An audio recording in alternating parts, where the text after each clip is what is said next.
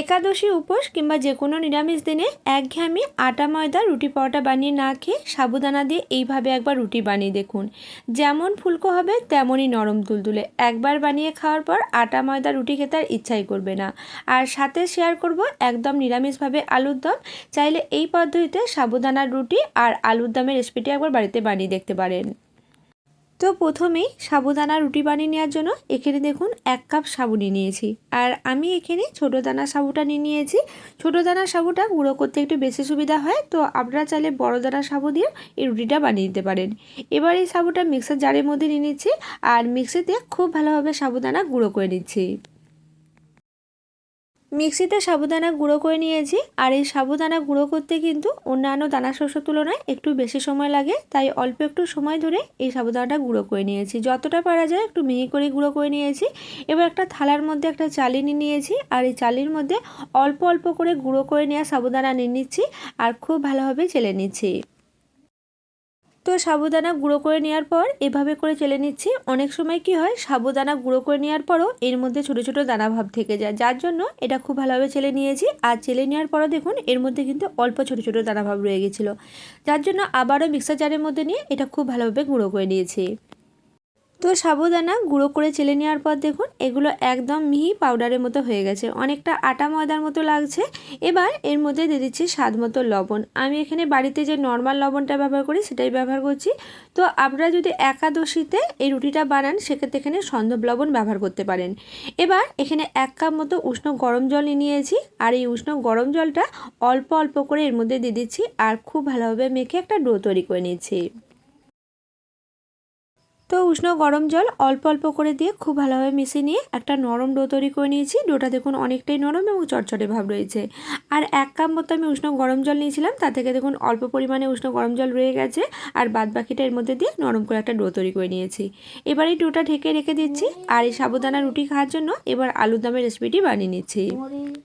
তো নিরামিষ এই আলুর দম রেসিপিটি বানিয়ে নেওয়ার জন্য প্রথমেই এখানে দেখুন বেশ কিছুটা পরিমাণে ছোট আলু খুব ভালোভাবে সেদ্ধ করে নিয়েছি আর আলুগুলো খোসা সমেত সেদ্ধ করে নিয়েছি, তারপর খোসাগুলো ছাড়িয়ে নিয়েছি। খোসা সমেত এই আলুগুলো সেদ্ধ করে নেওয়ার চেষ্টা করবেন, এতে করে দেখবেন আলুগুলোর মধ্যে টেস্টটা বেশি ভালো থাকে। এবার এই রেসিপিটি বানিয়ে নেওয়ার জন্য একটা শুকনো মশলা তৈরি করে নেব। তার জন্য কড়াইয়ের মধ্যে দিয়ে দিচ্ছি 4টে শুকনো লঙ্কা, 4টে এলাচ আর দিয়ে দিচ্ছি 2 টুকরো দারচিনি, সাথে হাফ চামচ মতো গোটা জিরে আর হাফ চামচ মতো গোটা ধনে দিয়ে অল্প কিছুক্ষণ নাড়াচাড়া করে হালকা লাল করে ভেজে নিচ্ছি। তো এই গোটা শুকনো মশলাগুলো অল্প কিছুক্ষণ নাড়াচাড়া করে হালকা লাল করে ভেজে নিয়েছি। এগুলোর মধ্যে দেখুন খুব বেশি কিন্তু লাল বর্ণ আসেনি, হালকা লাল করে এগুলো ভেজে নিতে হবে। এবার একটা মিক্সার জারের মধ্যে এই গোটা শুকনো মশলাগুলো নিয়ে নিচ্ছি আর মিক্সিতে এগুলো গুঁড়ো করে নিচ্ছি। এবার এদিকে কড়াইয়ের মধ্যে বেশ কিছুটা পরিমাণে সাদা তেল বা সয়াবিন অয়েল নিয়ে নিচ্ছি আর তেলটা খুব ভালোভাবে গরম করে নিচ্ছি। আর তেলটা গরম হয়ে যাওয়ার পর আলুগুলো যেগুলো সেদ্ধ করে রাখছিলাম ছোটো আলুগুলোই কড়াইয়ের মধ্যে দিয়ে দিচ্ছি।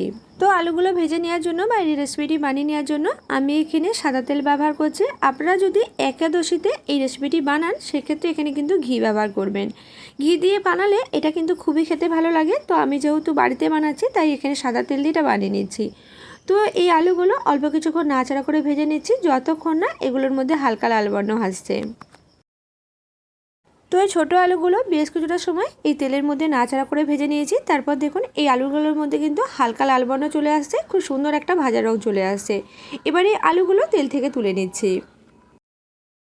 তো আলুগুলো ভেজে নিয়ে তেল থেকে তুলে নিয়েছি। এবারে আলু ভাজার পর যে তেলটা রয়ে গেছে এই তেলের মধ্যেই দিয়ে দিচ্ছি 1 চামচ মতো আদা বাটা, হাফ চামচ মতো কাঁচা লঙ্কা বাটা, সাথে এর মধ্যে অল্প পরিমাণে হিং দিয়ে দিচ্ছি। যেহেতু নিরামিষ রেসিপি হিং দিলে কিন্তু খেতে খুবই ভালো লাগবে। এবারে হিংটা সাইডে অল্প একটু ভেজে নিয়ে এই আদা বাটা এবং কাঁচা লঙ্কা বাটা অল্প একটু নাড়াচাড়া করে ভেজে নিচ্ছি। তো এই আদা বাটা এবং কাঁচা লঙ্কা বাটা হালকা করে ভেজে নিচ্ছি, মোটামুটি 15 থেকে 20 সেকেন্ড মতো এটা নাড়াচাড়া করে ভেজে নিচ্ছি। আর এরই সাথে মিক্সার জারের মধ্যে নিয়ে নিচ্ছি বেশ কিছুটা পরিমাণে ভাঙা কাজু বাদাম আর দিয়ে দিচ্ছি বেশ কিছুটা পরিমাণে টক দই। এবার এই দুটো উপকরণ মিক্সিতে খুব ভালোভাবে বেটে একটা পেস্ট তৈরি করে নিচ্ছি। এবার এই আদা বাটা এবং কাঁচা লঙ্কা বাটা হালকা করে ভেজে নেওয়ার পর যে কাজু বাদাম এবং টক দই বাটার মিশ্রণটা তৈরি করে নিয়েছিলাম এই মিশ্রণটা কড়াইয়ের মধ্যে ঢেলে নিচ্ছি। এরই সাথে মিক্সি ধোয়ার পর যে জলটা ছিল হাফ কাপ মতো জলের মধ্যে দিয়ে দিচ্ছি আর খুব ভালোভাবে নাড়াচাড়া করে মিশিয়ে নিচ্ছি। আর এই মিশ্রণটা দেওয়ার সাথে সাথে গ্যাসের ফ্লেম লোতে করে দিয়েছি। গ্যাসের ফ্লেম লোতে করে দিয়ে সব উপকরণের সাথে এই মিশ্রণটা মিশিয়ে নিচ্ছি। তো এই উপকরণগুলো একসাথে খুব ভালোভাবে মিশিয়ে নিয়ে এই মশলাটা অল্প কিছুক্ষণ সময় নাড়াচাড়া করে নিয়েছি। এবার যে শুকনো মশলাগুলো আমি ভেজে নিয়েছিলাম, শুকনো মশলা থেকে হাফ চামচ মতো শুকনো মশলা রেখে বাকি শুকনো মশলাটা এর মধ্যে ছড়িয়ে দিচ্ছি। তো শুকনো মশলাটা খুব ভালোভাবে মিশিয়ে নিয়ে এই মশলাটা আরও বেশ কিছুক্ষণ সময় নাড়াচাড়া করে নিয়েছি। তারপর দেখুন মশলা থেকে কিন্তু তেল ছাড়তে শুরু করেছে। এবার যে আলুগুলো আমি ভেজে রাখছিলাম, ভাজা আলুগুলো এই মশলার মধ্যে দিয়ে দিচ্ছি, তার সাথে এর মধ্যে স্বাদ মতো লবণ দিয়ে দিচ্ছি। তো আলুগুলো ভেজে নেওয়ার সময় যেহেতু এখানে আমি লবণ ব্যবহার করেছিলাম, সেই অনুযায়ী এখানে স্বাদ বুঝে লবণটা দিয়ে দিয়েছি। এবার এই আলুগুলো মশলার সাথে খুব ভালোভাবে মিশিয়ে নিচ্ছি আর আরও অল্প কিছুক্ষণ সময় এই আলুগুলো মিশিয়ে নিয়ে কষিয়ে নিচ্ছি। তো মশলার মধ্যে আলুগুলো দেওয়ার পর এগুলো অল্প কিছুক্ষণ সময় আবারও কষিয়ে নিয়েছি। এবার এর মধ্যে দিয়ে দিচ্ছি 1 কাপ মতো জল, আর এই জলটা দিয়ে খুব ভালোভাবে একসাথে মিশিয়ে নিচ্ছি।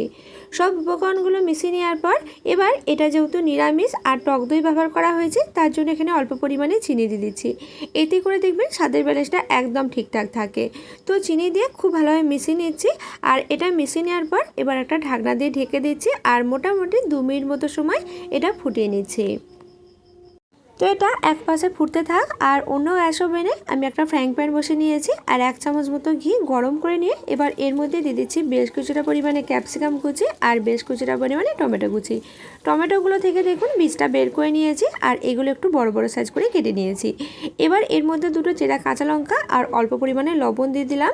এবার এগুলো অল্প একটু নাড়াচাড়া করে ভেজে নিচ্ছি। এগুলো হালকা করে ভেজে নেব যাতে করে এর মধ্যে থাকা হালিগন্ধটা চলে যায়।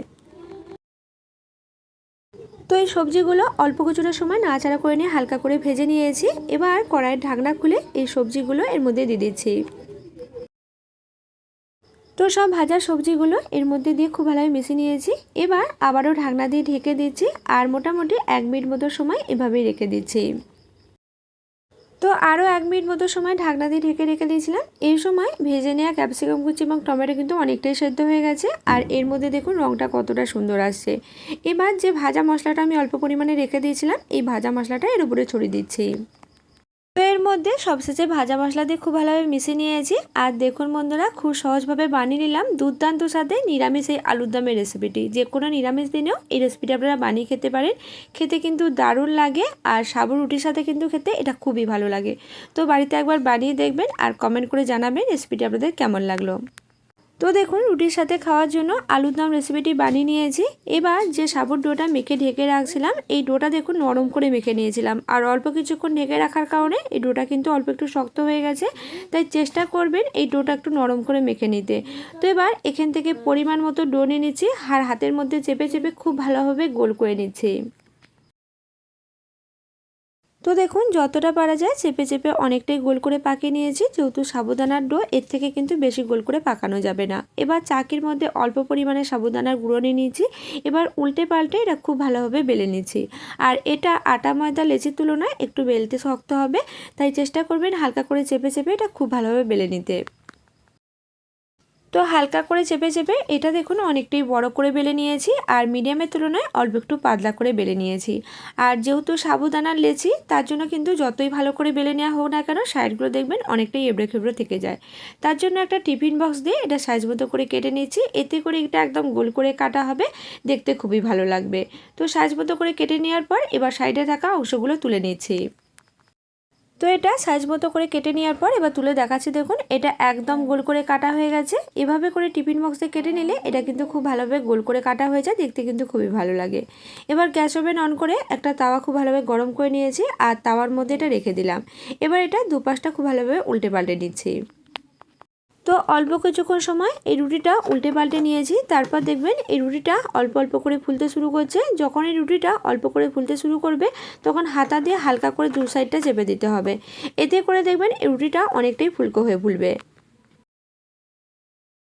তো দেখুন এই রুটিটা উল্টে পাল্টে নেওয়ার পর হাতা দিয়ে হালকা করে চেপে নিয়েছি। এতে করেই দেখুন এই রুটিটা একদম ফুলকো বলের মতো ফুলে গেছে। এতটাই ফুলে গেছে যে উল্টানো যাচ্ছে না, একদম ফুলকো বলের মতো আর সাদা ধপধপে। একইভাবে বাদবাকি যে রুটিগুলো আছে সেগুলো তৈরি করে নিচ্ছি, আর সেগুলো দেখুন প্রতিটাই কিন্তু ফুলকো বলের মতো ফুলছে। তো সাবুদানা দিয়ে বানানো এই রুটিগুলো এতটাই ফুলকো আর সাদা ধপধপে হয়, আপনার আর মনেই হবে না আটা ময়দা দিয়ে রুটি বানিয়ে খেতে। এগুলো এতটাই ফুলকো হয়। তো এভাবে একবার বানিয়ে দেখবেন আর এগুলো বানানোর সাথে সাথেই কিন্তু ঢেকে দেওয়ার চেষ্টা করবেন, এতে করে রুটিগুলো অনেকটাই নরম থাকবে। তো এখান থেকে একটা এবার রুটি আমরা দেখাচ্ছি, দেখুন রুটিটা কতটা নরম হয়েছে।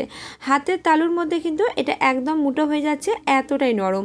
এগুলো আপনারা এই নিরামিষ আলুর দমের সাথে বানিয়ে পরিবেশন করতে পারেন, খেতে কিন্তু দারুণ লাগে। আর এই রেসিপি দুটো আপনাদের কেমন লাগলো অবশ্যই কমেন্ট করে জানাতে ভুলবেন না। আজকের মতো ভিডিওটা এখানেই শেষ করছি। আপনারা অনেক অনেক সুস্থ থাকবেন, ভালো থাকবেন।